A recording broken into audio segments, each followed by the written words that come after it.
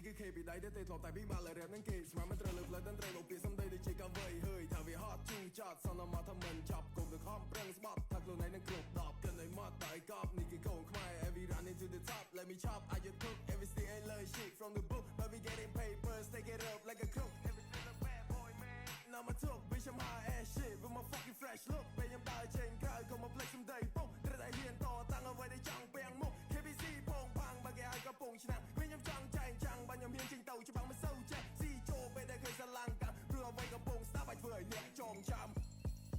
នេះគឺ KP ដៃដែលទេធ្លាប់តែពីមកលើរ៉េបនឹងគេស្មានមិនត្រូវលើផ្លូវដល់ត្រូវលោកពាក្យសំដីដូចជាកាវៃហើយថាវាហត់ជូរចត់សនមកថាមិនចាប់គុំទៅខំប្រឹងស្បត់ថាខ្លួនឯងនឹងគ្រប់10គិនឲ្យមកតែកប់នេះគឺកូនខ្មែរ every run into the top let me chop I just took everything I learn shit from the book but we getting papers take it up like a crook everything a bad boy man now my talk bitch I'm high ass shit with my fucking fresh look ពេលខ្ញុំដើរចេញក្រៅក៏មក flex សំដីពុកត្រូវតែហ៊ានតតាំងអ្វីដែលចង់ពាំងមុខ KBC ពងផាំងបើគេឲ្យកំពុងឆ្នាំខ្ញុំចង់ចែងចាំងបើខ្ញុំហ៊ានចេញទៅច្បាំងមិនសូវចេះស៊ីចូលពេលដែលឃើញស្រឡាំងកាព្រោះអ្វីកំពុងស្ដាប់ឲ្យធ្វើឲ្យអ្នកចងចាំ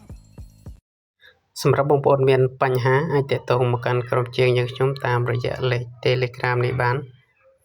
ការងារគឺពួកខ្ញុំទទួលជួសជុលនៅក្នុងរាជធានីភ្នំពេញ